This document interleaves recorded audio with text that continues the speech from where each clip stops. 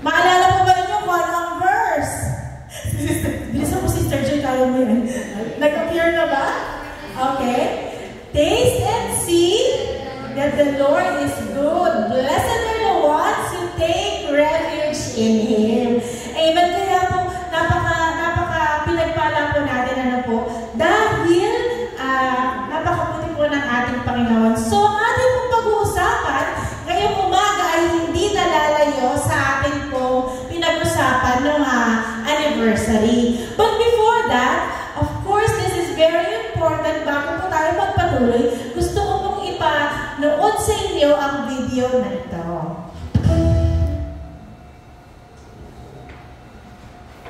Have you heard that there's been a practice run for the red heifer ceremony in Israel? Yeah, it just happened over the weekend. And the thing about that is, there hasn't been one since the time of Moses. We had 5 red heifers be delivered to Israel a few years ago from here in Texas. Now they've taken one that was no longer kosher and they've done a practice run with this red heifer. Now this is big news because a lot of people are thinking that the actual red heifer ceremony could take place this year at Tisha B'Av in August. So think about this. We've had articles come out recently that the temple could start being built by the end of 2025. We've had 5 red heifers.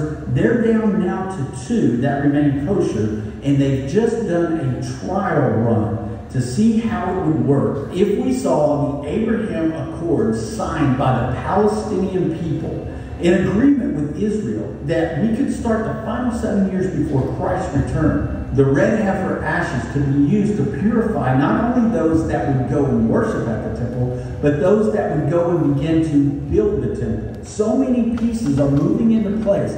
God is up to something. We could be entering into the final 7 years just before Jesus returns for His church. The question is, are you ready? Amen. The question is, are we ready? So gusto ko pong i-explain po ano yung nangyari. Nearly 4 to 5 years ago po, meron pong 5 red heifer. Ang red heifer po ay pulang baka na iniaalay ng mga Israelita noong panahon na bago dumating ang Panginoong Jesus. Amen. So, the first red heifer was offered by Moses himself. Ngayon po, meron pa lamang siyam na red heifer simula ng panahon ni Moses up to the present time. Now, meron po ngayong 5 red heifer at isa-isa na po silang na-eliminate. At ang natira po, isa na lang po ulit. Amen? Ang red heifer po, ito po yung baka na babae, hindi nagbuntis, hindi na-pierce o natusok o nasugatan ng katawan, hindi rin po siya nalagyan ng yoke sa kanyang leeg o hindi po siya ginamit sa trabaho. In short, ito pong baka na to ay relax at inaalagaan. Napakamahal po nito. Ngayon po, ideally, ang sabi nila, 3 to 4 years, ina-offer na to, sinasacrifice. Bakit? Kasi kapag lumagpas sa specific age, magkakaroon ng kahit isang puting balahibo, madi-disqualify siya. So, medyo nagmamadali rin po sila. Yung nakita po ninyo kanina is a test run o yung practice. Ngayon po, ang purpose po nito, makikita po natin ito sa Book of Leviticus, dun po sa mga kautusan. Ang sabi po, kailangan mag-alay ng pulang baka para maging malinis ang Israel. We know as Christians na tayo po ay pinalinis na sa pamamagitan ng dugo ni Jesus. So there is no more need sa red heifer. But remember, Jews and Gentiles, ano tayo? We are Gentiles. At ang mga Jews ay may takip ang mata and they do not know yet that Jesus is the Messiah. Kaya nga po sila ay nag-e-effort para po ma-cleanse ang temple at maihanda na po ito na Messiah. So ano ang important sa atin? Ang maghahain po at magpapatatag at maghahanda ng third temple is the Antichrist. Amen? So kung ang pananahan sa templo na ipapatayo ng mga Israelites, ulitin ko, sa mga Kristiyano, ano ang templo ng Panginoon? Ang katawan natin. So sa kanila, naniniwala sila na maninirahan ng Messiah sa third temple. There has only been 2 temples, David and Solomon. And tapos po, si Solomon po, tapos po na-revive po siya, the second temple. Hindi pala si David. Tapos po, ngayon po, third temple. Nakita ba ninyo yung continuum? Yung kung paano itinutuloy ng Panginoon, yung kanyang banal na kwento. And we are so blessed na tayo po ay kabahagi niyan. So, kung ialay na po nila ang pulang baka, ang ibig sabihin, nandito na ang Antichrist. Nandito na ang Antikristo. Ang sabi ng Panginoon, He has already been here working. Ang ibig sabihin, nandito na siya. Dapat ka bang matakot sa Antikristo? Definitely not. Dahil handyan ang Panginoong Jesus, He will rescue us bago maghari ang Antikristo. Kaya nga po ang tanong niya, are we ready? Dahil po, kapag po naihain na po, ang baka na ito, naialay na po, at lumabas na o nagpakita na ang Antikristo, magsisimula na po ang 7 years of great tribulation. Kaya po, iba po na tayo po ay pinipiling unahin ng Panginoon. Palakpakan po natin ating mga sarili. Hindi po talaga madali na magpatuloy mag-church, mag-regular mag-church, pero ikaw na mayroong desire na gawin yon, pwede nating sabihin, sabi Darcel, good job ka, anak. Diba? Nagkakamali tayo, nagkakasala, but we still choose to seek the Lord, seek His Word, and seek His presence. Kagaya ng sabi ko kanina, ang ating pong pag-uusapan ay connected sa ating anniversary. Sino po ba dito yung mga nakatikim ng grapes last week? Si Brother Louie, wala. Si RG, si Brother PJ, sino pa yung isa? Si Aljon, ayan, nakatikim ng grapes, ano? Masarap ba? Masarap. Si Brother Louie na, hindi kasi siya umiinom ng alak, ay medyo may alcohol. Napakabait na bata. Amen. So, madalas, iisipin natin, ganito ang itsura ng grapevine, di ba? Ang sarap mamitas, ang sarap maglakad, hayahay ka lang, patikim-tikim ng grapes, di ba? Video dyan, just paki-play please.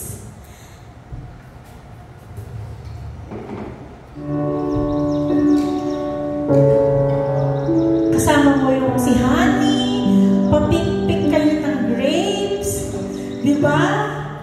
Tapos nagsusubuan kayo ng grapes, ganyan. Pero, hindi po talaga yan ang reality ng grapevine. Sa next video, makikita po ninyo kung ano po yung reality ng grapevine. Yan. Yan po, natin mo. So parang tuyot na tuyot. Brown na brown. Okay, parang kakulay ni Joshua, ni Ren, tsaka ni Noel. Kanina, green na green eh. Okay? So, tingnan niyo po, di ba parang patay? Tama, no? Parang patay. Parang patay siya. Ang ating pong pag-uusapan ngayon ay hango sa John 15:1-8. Atin pong basahin. I am the true vine, and my Father is the vine dresser. Every branch in me that does not bear fruit, He takes away. And every branch that bears fruit, He prunes, that it may bear more fruit. You are already clean because of the word which I have spoken to you. Abide in me, and I in you. As the branch cannot bear fruit of itself unless it abides in the vine, neither can you unless you abide in me. I am the vine, you are the branches. He who abides in me, and I in him, bears much fruit, for without me you can do nothing. If anyone does not abide in me, he is cast out as a branch and is withered, and they gather them and throw them into the fire, and they are burned. If you abide in me, and my words abide in you, you will ask what you desire, and it shall be done for you. By this my Father is glorified, that you bear much fruit, so you will be my disciples. Tayo po ay manalangin. Ama, salamat, Lord God, sa inyong kabutihan, sa inyong salita, sa inyong anak, sa inyong banal na Espiritu. Father God, itago mo po kaming lahat, Lord God, sa inyong likuran. Magnify yourself, magnify your name, exalt your Son, Jesus. Let the Holy Spirit minister, O God. Hayaan mo po kami po ay mamangha sa inyong kabutihan at kadakilaan, Lord. Wasagin mo, Ama, ang lahat ng ginagawa ng kalaban, O God, to steal this joy from us, O God. Hayaan mo, Panginoon, Lord, na ma-enjoy namin ang moment na to, ang salita mo, ang presensya mo, Panginoon, O God. Higit sa lahat, Lord God, malasap at ma-achieve at ma-attain namin ang kabuuang sustansya ng makapangyarihan mong salita. Ang lahat po ng ito ay aming dalangin sa pangalan ni Jesus. Ang lahat ay nagsabi na, Amen. Amen. Alam niyo po, nagkaroon ako ng bagong perspective. Ito pong topic na to, ito pong verse na to, ay first time ko lamang i-preach in my almost 10 years of preaching. At na kahit po akala ko, alam ko, hindi ko po pala alam. Alam niyo po yun, na nakakamangha po. Basahin natin sa Tagalog. Ako ang tunay na puno ng ubas at ang aking ama ang tagapag-alaga. Inaalis niya ang bawat sangang hindi nagbubunga at kanya namang pinuputulan at nililinis ang bawat sangang nagbubunga upang magbunga pa ng lalong sagana. Nalinis na kayo sa pamamagitan ng salitang sinabi ko sa inyo. Manatili kayo sa akin at mananatili din ako sa inyo. Hindi magbubunga ang sangang hindi nananatili sa puno. Gayon din naman, hindi ako magbubunga kung hindi kayo mananatili sa akin. Ang puno ng ako ang puno ng ubas at kayo ang mga sanga. Ang nananatili sa akin at ako sa kanya ay siyang nagbubunga ng sagana. Sapagkat wala kayong magagawa kung kayo'y hiwalay sa akin. Ang hindi nananatili sa akin, gaya ng sanga ay itinatapon at natutuyo. Ang ganoong mga sanga ay tinitipon, inihahagi sa apoy at nasusunog. Kung nananatili kayo sa akin at nanatili sa inyo ang aking mga salita, hingin ninyo ang anumang nais ninyo at matutupad iyon para sa inyo. Napaparangalan ng aking Ama kung kayo'y masaganang nagbubunga at sa gayon kayo'y magiging mga alagad ko. Amen. Alam niyo po, parang paulit-ulit, pero napakahalaga po ba talaga, kaya inuulit-ulit. Puntahan po natin sa verse 1. Ano sabi ng Panginoon? Sa picture, Jess, anong sabi ng Panginoon? Basahin nga po. Sino ang true vine? Amen. And ano pong sumunod? And? Sino po ang vine dresser? Si Father God. Si Lord God. Si Yahweh. Si Abba. Amen. So Jesus is the true vine and the Father is the vine dresser. This is one of the many verses na sinabi niya, He is I am. He is the great I am. He is the true vine. Sa next picture, yes. He is the true vine. Jesus is the true vine. The vine dresser is the Lord God Almighty, the Father in heaven. The one who created everything. The one who is before time and not bound by time. So, ang ating ng pag-uusapan ngayon is the vine dresser. Ano nga po ba ang vine dresser? Sa Tagalog? Sa English? Sa Bisaya? Ano rin sabi mo? Gardener. Pwede po siyang gardener. Pwede siyang husbandman. Ito po yung mga viticulturist, yung nangangasiwa ng mga garden. Ano yun, RG? Si Pastor na tinuro mo pa. Okay. So, ganito po pala, no? Diba, sabi po natin, no? Parang ang sarap lang pumunta sa ubasan, diba? Last week nga po, pumitas lang si pastor, di ba? Tapos may grapes tayo. Parang ang sarap, pero vine dressing po pala is very tedious. Grabe po pala ang trabaho ng vine dresser. Tingnan niyo po kailangan po palang alagaan ng vine dresser ang kaniyang vine. Punta ka sa next picture, Jess. Ang tingnan niyo po, di ba? Ang layo ng itsura sa finished product. Ito po ay mga 1 to 2 years. So, hindi lang siya madali. Hindi tinusok mo sa lupa, tumubo, lumago. Ito po ay umaabot ng 2, 3, 5 taon bago mamunga. So, ang gagawin ng vine dresser, he will make sure na hindi sila nasusobrahan ng init, hindi rin sila nasusobrahan ng lamig. Kasi nga po, too much water or too much heat will kill them. Kaya po, kung wari merong bagyo o meron pong problema, kahit po sa kalagitnaan pala ng gabi, gumigising po pala ang vine dresser para po siguraduhin na ang kanyang grapevine ay ligtas. Isa pang katangian ng vine dresser, kilala po niya ang bawat branches. Kasi ang bawat branches po pala ng mga grapes ay may ibang character din. Kaya po alam niya yung merong vine na kailangan ng alalay kasi mahina. Merong vine na malakas, kaya niyang mag-carry ng ilan pa. Meron naman pong mga vine na hindi kaya ng ganitong weather. Meron namang vine na kaya ng ganitong weather. The vine dresser knows exactly kung ano po ang pangangailangan ng kanyang branches. Ano po ang sabi ng Panginoon? Jesus is the true vine. Father God is the vine dresser. And who are the branches? Tayo. Kilala tayo ng Panginoon. There is nothing happening in our life that is by accident. Kasi po alam niya lahat ang mga kaya nating i-endure sa hindi natin kayang i-endure. Moving on to the next picture. Kung makikita po natin, di po sabi ni Lord, I am the true vine. So ito po yung vine. Yan po. Ito po si Jesus Christ. Tapos po yun po, yung paganon, branches po yun. Yan po yung nagbe-bear ng fruit. Okay? Ang grapes po pala, sa unang tubo niya, pawindang-windang lang po yung kanyang mga sanga. May pababa, may pahilis, may paganyan.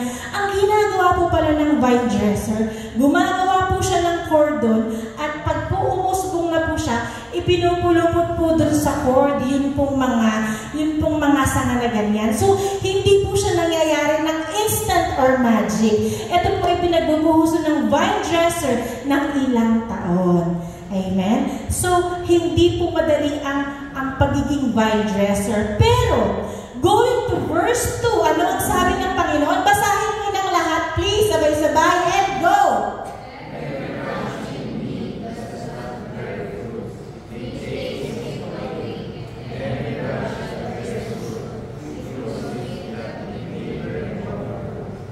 Amen. So, sabi po dito, di ba, every branch in me that does not bear fruit, He takes it away. Ito po, kung makikita po ninyo, shear po ito o yung pangputol na nakakagat na po doon sa mismong vine. And every branch that bears fruit, He prunes it that it may bear more fruit. Kagaya ng sabi natin kanina, the vine dresser knows his branches.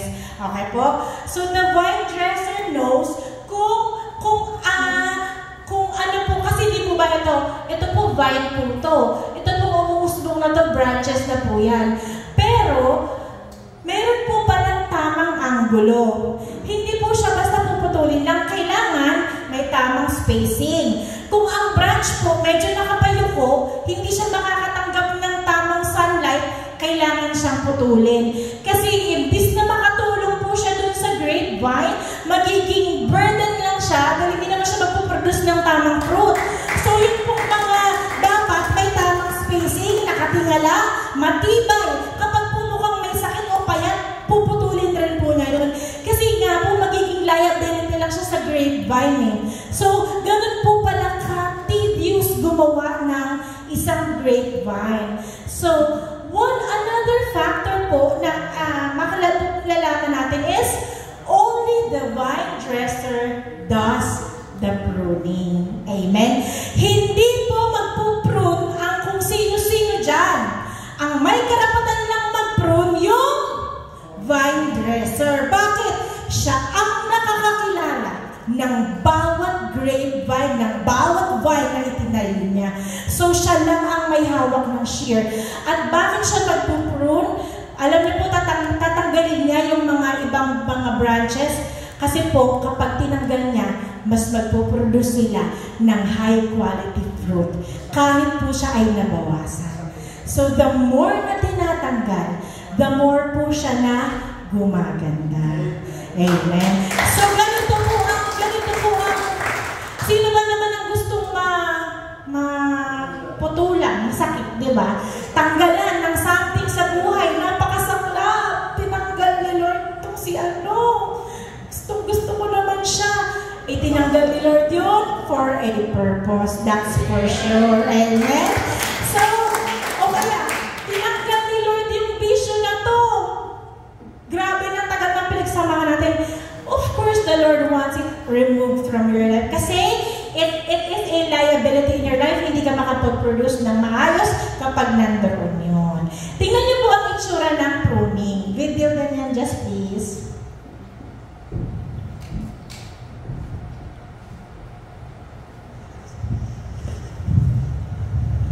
Di po ba? Akala mo po patay. Halos parang disyerto.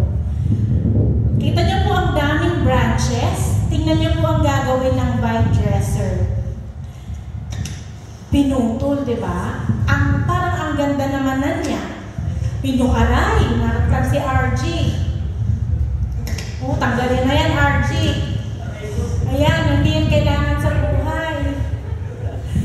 Ouch! Ayan pa. Akala mo ang ganda. Ayan, ang laki, di ba? Pinutol ng vine dresser. So, ang dami po niyang pinuputol. Tsaka, ang lalaki na po ng branches, di ba? Sayang, sabi ni Pastor. Pastor, paggawa ka ng vine mo, pataguin mo lahat. Kasi hindi sayang. Pero di po ba nakita natin, no? Meron pong quality at meron pong character na basihan ng vine dresser to cut and to trim and to prune. Siguro po, kung tayo pupunta doon, ititira natin yung mga malalaki, patanggal natin maliliit, pero sila pala, meron silang nakikitang potential. Pero sino nakikitang potential sa isang vine? Kunwari po, sobrang dami ng buds niya, later on, magiging crowded sila, hindi siya mamumunga ng tama. Or for example, ang ganda ng spacing niya, ay perfect ito. Pag after 2 to 3 years, ang ganda ng bunga. So, the vine dresser thinks ahead of time. Naiisip na niya ang mga nakakalabasan ng mga ginagawa niya.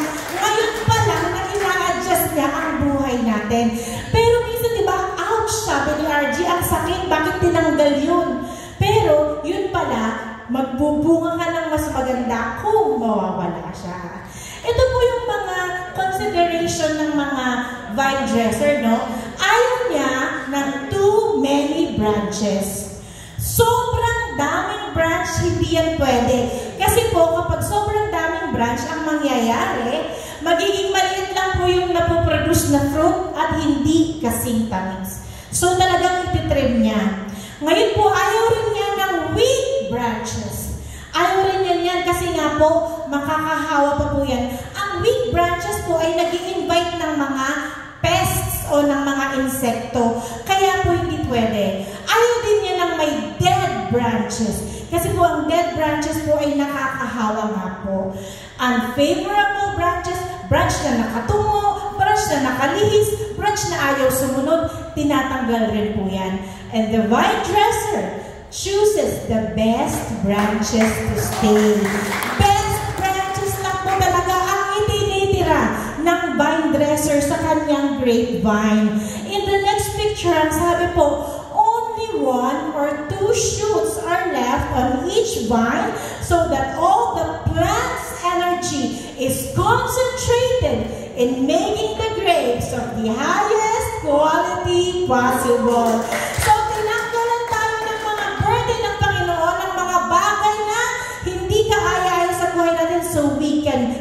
reach our utmost potential. Hindi pa po natin na-reach ang ating utmost potential. Kaya po, tiisin lang natin habang pinupurot tayo ng Panginoon. Pero hindi niyo ba napansin? Bakit po ang pinupurot lang, only the branches that bear fruits are pruned? Hindi po ba? Bakit nagbubunga ka na nga, ikaw pa ang pinuputulan, ikaw pa? Kasi diba, only the branches that bear fruit are pruned. So yung mga hindi nagbubunga, hindi sila nasasaktan, hindi sila one time, big time lang kasi tinatanggal sila, kina-cut off. Pero, ang mga nagbubunga, gupit dito, putol dyan, trim dito, prune dyan. Pero, nagbubunga ka na. Meron ka nang nagagawa sa kingdom ng Panginoon. Amen? Alam niyo po, come to think of it, habang dumaranas po tayo ng mga trials at ng mga pagsubok, habang ginugupit po ng vine dresser yung ating mga sumusobra, lumalabis, nagkakamali, pumapangit na mga branches, hindi po ba bago niya magawa yun, lumalapit po muna siya. Amen? Hindi naman po ba kakapag-trim ang vine dresser kung hindi niya lalapitan? Kaya nga po sinasabi po ng Panginoon na the vine dresser is never nearer the vine when He is pruning it. Sa mga panahon na nakararanas tayo ng mga pagsubok, that is the time. The Lord is the most close to us. Kasi nga siya ang nagpuprune. Nandun yung presensya niya eh. Kaya napakalapit ng Panginoon. Ang sabi ng Panginoon in Psalm 34:18, the Lord is close to the brokenhearted and saves those who are crushed in spirit. When we pass through trials, tribulations, and problems, always think, Lord, ramdam kita. Nandyan ka lang sa tabi ko. Maaaring nasasaktan ako ngayon, but I know that you have a plan and that you see the good in me. Sa totoo lamang po, the more stress that the grapevine experience, the more quality of fruit it produces. Nakakaiya! Kasi maalala mo yung mga pinagdaanan mong stress. Kaya ka pala pinadaan ni Lord sa mga ganong stress to train us in life. And truly indeed, na kapag napagdaanan mo yun, talaga naman kung nagpuproduce ka ng quality fruit, just like the grapevine. Amen? More quality fruit kapag po siya nasa-stress. Kaya nga po, sabi ng Panginoon, in James 1:22-4, my brethren, count it all joy when you fall into various trials, knowing that the testing of your faith produces patience, but let patience have its perfect work, that you may be perfect and complete, lacking nothing. Sa mga panahong nasa tabi natin ng vine dresser at ginagawa na yung expertise niya, be patient because the work of the Father is not yet done. Pag natapos na siya at nakaalis na siya at hinayaan na niya, anak, okay ka na. Mag-aantay lang tayo ng ilang panahon and we will bear more and more fruit. Amen? Who wants to bear more fruit? Tiisin lang natin ang vine dressing ng ating Ama. Amen? Pero, lahat ng sobra ay hindi rin naman tama. Diba? Minsan, sobrang gupit mo, kalbo na. Wala na talaga siyang tutubuan. Ang sabi po ng mga experts, excessive pruning weakens trees, inviting potential infections. Kaya nga po, si Lord ay nakabantay. Kasi po, alam niya na hindi niya po pwedeng sobrahan ng pagsubok. Dahil may mga pagkakataon na bibigay na ang anak niya at mamamatay ito. Kaya ang sabi niya sa unang Korinto 10:13, wala pang pagsubok na dumating sa inyo na hindi nararanasan ng ibang tao. Tapat ang Diyos at hindi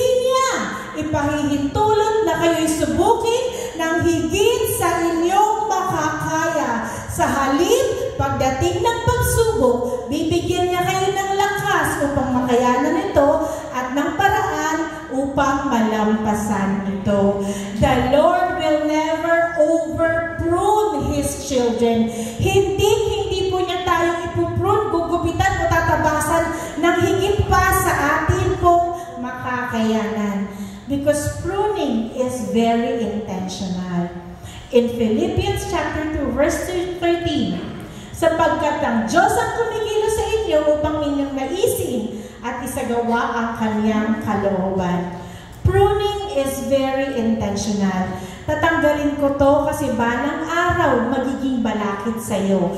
Tatanggalin ko to kasi ito ay magdadala sa'yo sa kasamaan. Tatanggalin ko to kasi in the near future magiging conflict to sa mga taong makakakilala mo. Tatanggalin ko to kasi ito ang plano ko. Pag natanggal ko to, magbabalo to, dito ka sa field na itong makikilala. Pruning is very intentional. And the Father knows His intentions. Kagaya po ng sinabi niya in Jeremiah, He knows the plan that He has for us. Amen? We have a hope and future in the Father. Tiisin at pagdaanan lamang natin ang mga pruning at ang mga disiplina ng Panginoon. The Lord will also say, I will maintain this vine. This vine someday will bear much fruit and this vine will make a difference. So, kailangan lang po talaga nating magtiwala sa ating vine dresser. Pero napansin po ba ninyo, sino po ba ang nagbubunga? Ang vine o ang branch? Very good, Mikaela. Ang nagbubunga ay ang branch. Tapos po, nagbubunga po ba ang vine? Nagbubunga po ba ng grapes ang vine? Hindi. Tingnan po natin ang picture na ito. Ito ba? Ito po yung roots, ito po yung vine, yun po ang branches. Si Lord Jesus po yung vine, pero po hindi nagbubunga si Jesus Christ. Nagbubunga lamang po yung mga nakakonekta kay Jesus Christ. Tao po tayo, anak ng Panginoon ang nagbubunga. Magbubunga lamang tayo kung tayo ay nakakonekta sa Panginoon. In the next picture, makikita natin na Jesus is the vine, the branches are the believer, and the fruits will be the work of the Holy Spirit in our lives. Amen? Kailangan lang po natin mag-yield, magpasakop, pumayag. Amen? Para magkaroon ng bunga.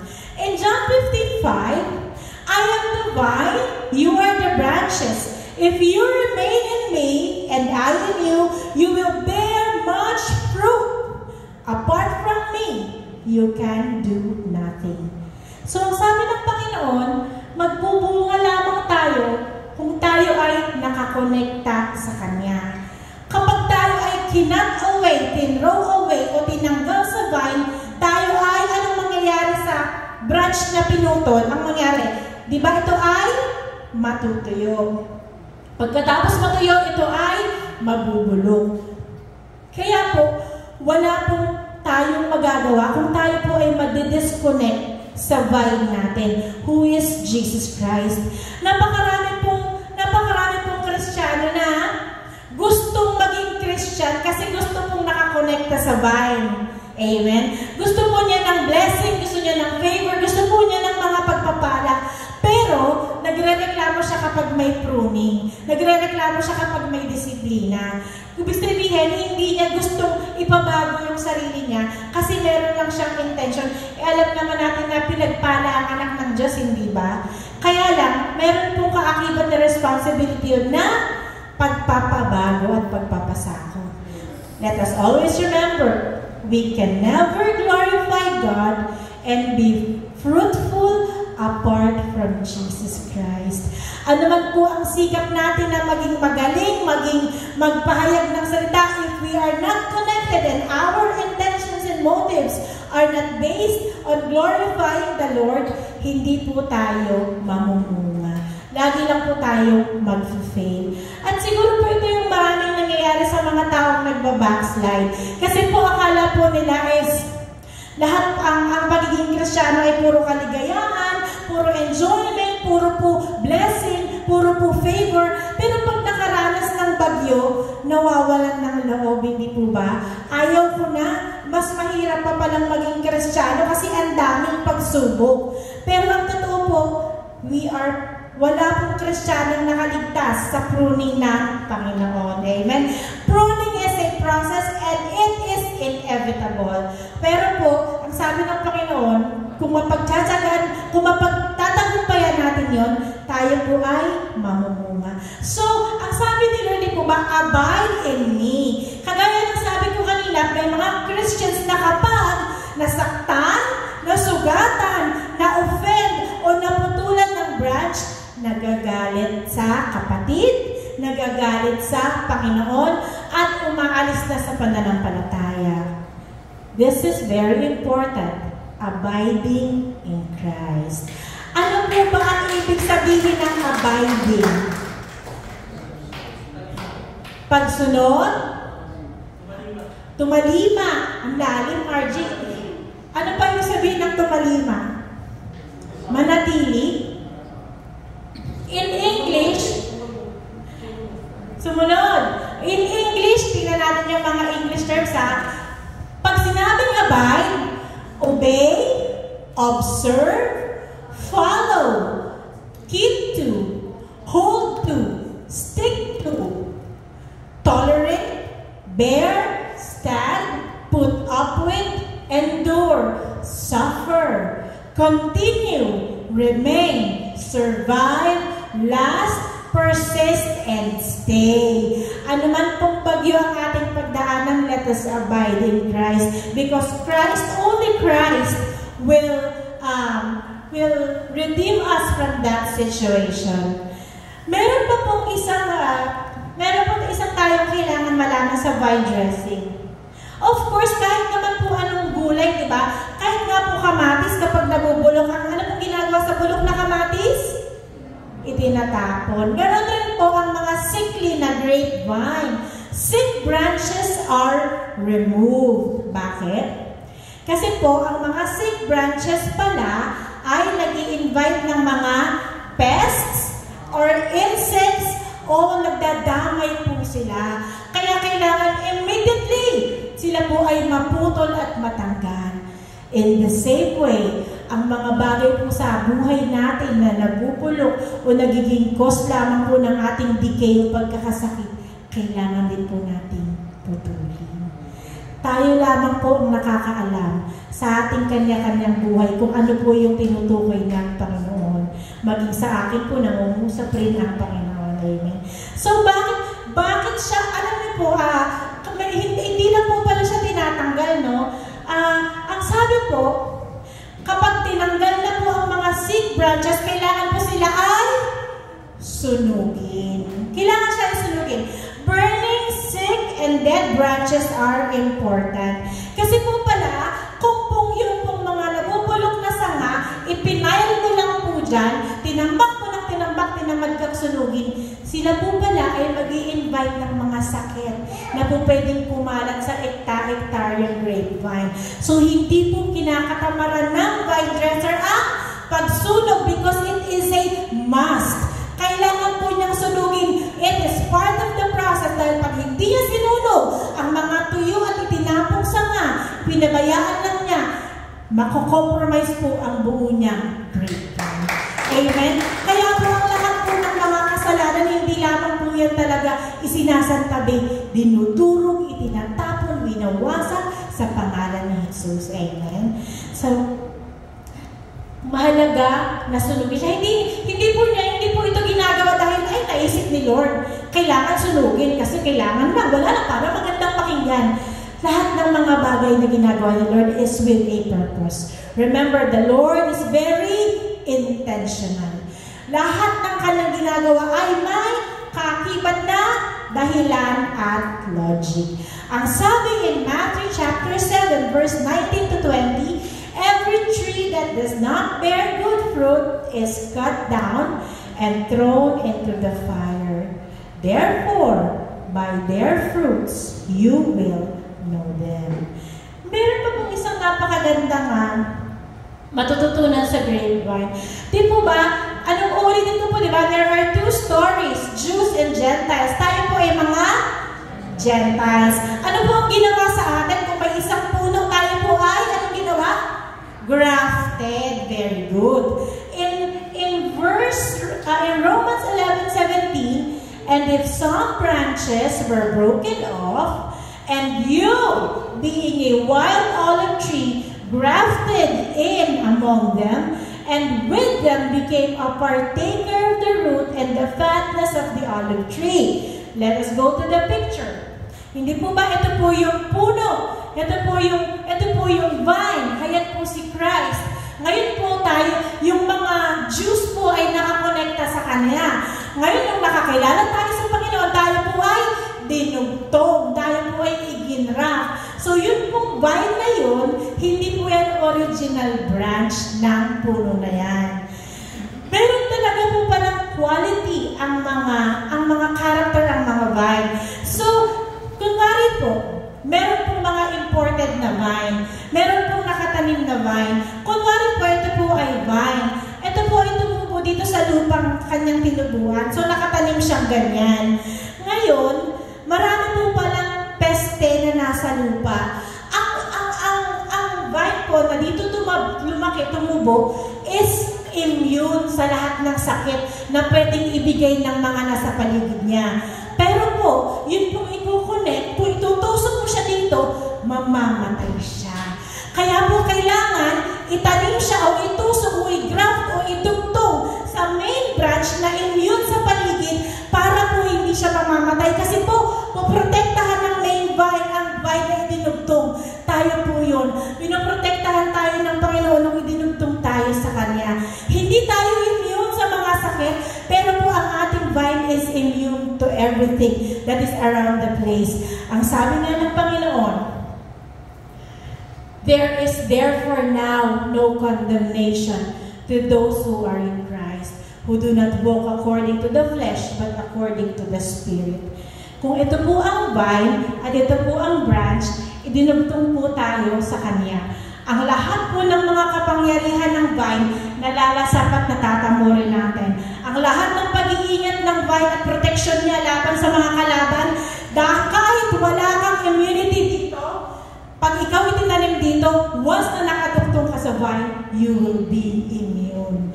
Therefore, there is no more condemnation. Ang sakit po o ang karamdaman kumakalat is condemnation from our sins. Once we are grafted in, once we are in Christ, we are no longer condemned, but we are all now saved in Christ Jesus. Amen.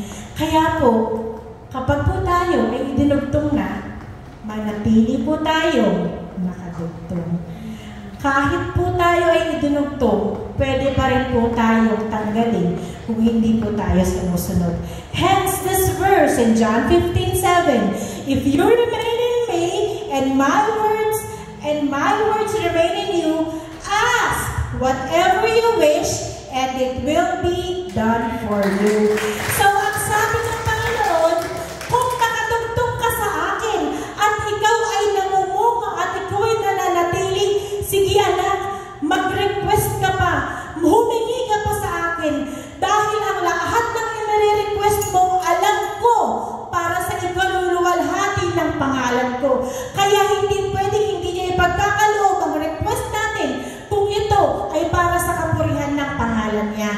Have we tried exhausting our economy sa Panginoon dahil meron tayong mga request na para sa kabutihan niya? Nasubukan na ba natin humingi, Lord, bigyan mo po ako ng 10 disciple, Lord, tutulungan ko silang makakilala sa iyo. Lord, tulungan mo akong magkaroon ng Bible study, gamitin mo po kami, Lord, para makapag-open dito. Hindi ka bibiguin ng Panginoon if it is for His glory. Amen. Ang sabi ng Panginoon, let us always think of heavenly things. Maganda po ang pag-aaral, maganda po ang hanap buhay, maganda po ang trabaho. But all of these things are temporary and only the ones that will last is what we are doing right now. Ito lamang po ang magtatagal. Lahat po masusunog, lahat po mawawasak. But this relationship that we found in Christ will remain.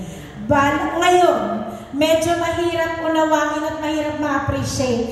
Pero, once you are face to face with the King of Kings and the Lord of Lords, doon natin malalaman at makikita kung gaano kabuti ang Panginoon.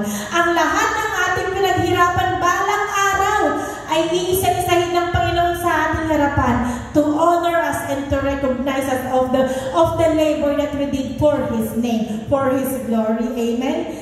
Temporary lamang po ang mga heartaches, ang mga disappointments sa mundo. Pero po ang ginawa natin sa Panginoon, it will remain forever. Amen? Kaya sige lang kapatid, huwag tayong panghihinaan mag-church. Hindi mo ito maririnig sa labas, tama? Sayang sa mga taong hindi umaten. Sayang. Kayamanan at ginto ang pinakakawalan ng Panginoon, pero hindi natin naintindihan at hindi natin narinig. Amen? Kaya papuri sa Panginoon, sa buhay po nating lahat, nandirito, we are here for a purpose. And I think that we are the branches that are about to remain. Amen? Meron purpose si Lord kung bakit tayo lamang nandito. Meron purpose si Lord kung bakit ito ang mga anak niyang pinagtagpo-tagpo niya dito. Remember, the Lord is very intentional. So, kapag panahon humingi ka sa Panginoon para sa kaluwalhatian niya, para humingi ka, tanungin mo daw sabi niya, ask whatever you wish. Sabihin, kahit ano, di ba? Hindi naman sinabi na ask some, ask a little, ask some, ask a tiny bit. Hindi niya sabi niya, kahit ano, hingin mo sa pangalan ko at gagawin yun. Bakit? Ang sabi niya, in John 15:8, herein is my Father glorified, na ang pagbubunga mo ay sa kaluwalhatian ng kanyang pangalan.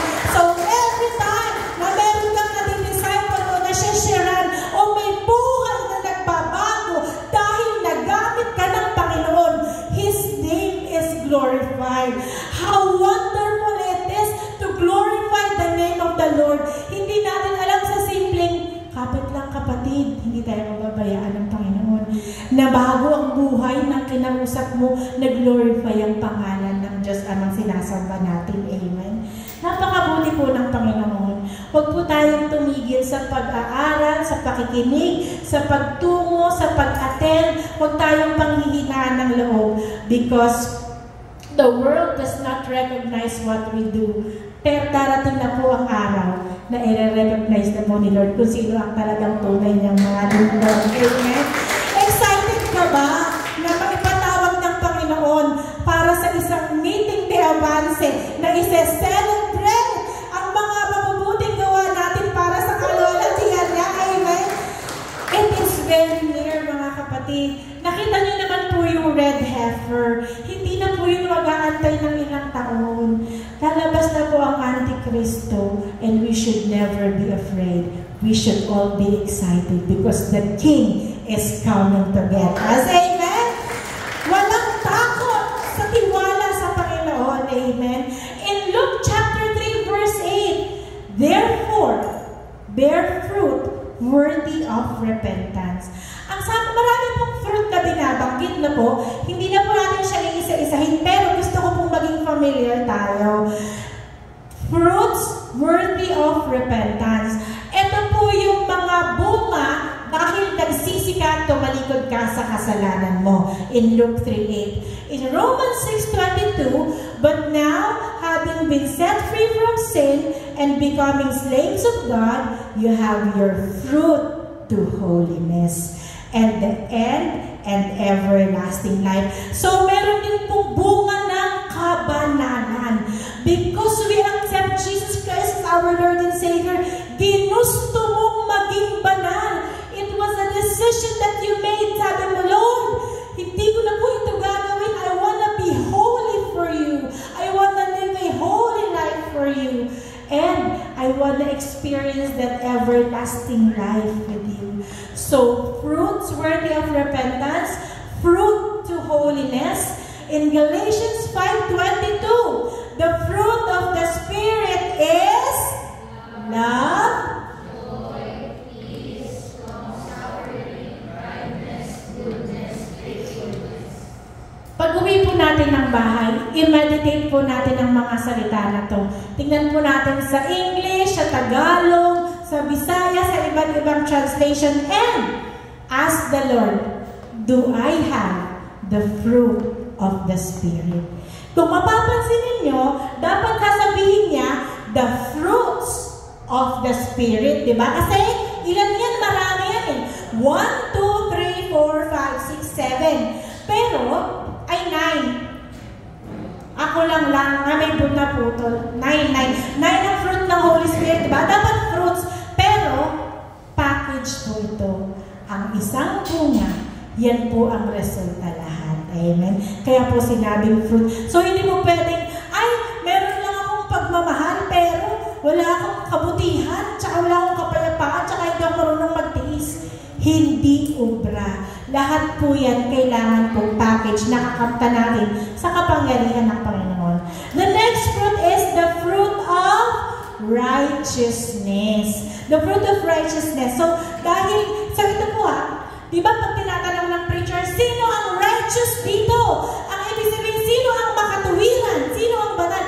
Sabihin natin, naku, nakakahiya naman, hindi naman ako righteous, hindi naman ako banal. Pero, ang sabi po dito, righteousness which are by Jesus Christ. So, nung yung vine, ditugtungan ng branch, kung ano ang quality niya, quality mo na rin. Kaya kung righteous siya, righteous ka na rin. Kaya kapag tumanong nila, righteous ka ba? Yes, I am righteous by the power of Jesus Christ. My righteousness is not my own. It belongs to Christ who is my Lord and Savior. Amen? Napakapupo ng Panginoon. Hallelujah. And lastly, the fruit of our lips. In Hebrews 13:15, therefore, by Him, let us continually offer the sacrifice of praise to God. Kaya po napakalaga ng praise and worship, i-enjoy po natin. Hindi natin yan magagawa sa bahay o sa sarili lang natin. We need each other and we need the presence of the Lord to do that. The sacrifice of praise to God. That is the fruit of your lips, giving thanks to His name. Kaya nga po pwedeng nagpa-praise and worship ka, Lord, thank you, glory to your name, hallelujah, praise you, Jesus. Kasi yan yung bunga ng labi natin sa pagpapasalamat sa kabutihan ng Panginoon. Kaya kapag nagpa-praise and worship, huwag kang titingin sa cellphone, huwag kang matutulog, huwag kang titingin sa katabi, huwag kang titingin sa worship leader. Sa lyrics ka lang titingin, mabibigyan kayo sa ganda ng worship leader, madidistract kayo. Ayaw kang umayag. Dapat dito nakatingin sa lyrics. Kasi alam niyo po, kahit naman po ako, hindi ko rin sila tinitingnan eh. Kasi po nadidistract ka talaga. Kaya madalas nakatingala po ako. Tapos ini-imagine ko na si Lord nakatingin sa akin. Kaya po talagang maiiyak ka kapag nag-praise and worship ka. Nang gano'n ang mindset mo, di po ba? Kaya po, ayokong makikita yung katabi ko, parang gano'n lang kasi parang nadidishearten ako. Kaya ang focus ko po parang may takip yung mata ko. Hindi ako tumitingin sa gilid. Straightforward, vertical ang line ng worship. Hindi po horizontal. Amen? Kaya po kailangan, sino po ba dito ang nakaka-enjoy ng praise and worship? Amen? Kaya po huwag tayong magpapalit. Kasi kailangan maabutan natin ang prayer pala. Amen? Maraming tinamaan. Kasi kanina parang 20 lang kami eh. Nakatalikod ako pagharap ko ba madami na. Amen? Pero alam niyo po, nag-stop na po ako tumigil sa fear and anxiety kapag konti ang tao. Alam niyo ba kung bakit? Lord, para to sa'yo. Kahit isa o dalawa ang nandito, itutuloy namin to, Lord God. Dahil para to sa'yo. At kapag nagsama-sama kami at sinamahan mo kami, Lord, kami ang makikinabang. Kaya, number does not bother me anymore. Aanin ko ang punong church kung